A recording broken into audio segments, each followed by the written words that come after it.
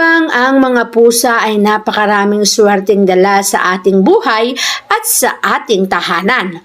Una, sila ay nagbibigay proteksyon sa kanilang amo. Kapag nasa delikadong sitwasyon, pinoproteksyon nila ang kanilang amo sa pamamagitan ng pagpigil o pag-iingat dito. Ang mga pusang iyan ay nagpaparamdam kapag alam nilang ang amo nila ay magkakapera.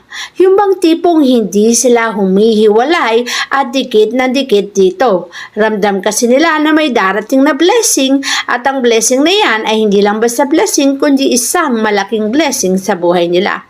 Kapag nararamdaman nila to, didikit sila at hindi nalulubay sa kanilang amo. Bukod dyan, ayon sa pusoy, ang mga pusa ay tinatawag na buhay na elemento na nagtatanggal ng negatibong enerhiya sa ating kapaligiran. Kaya napakaswerteng may pusa.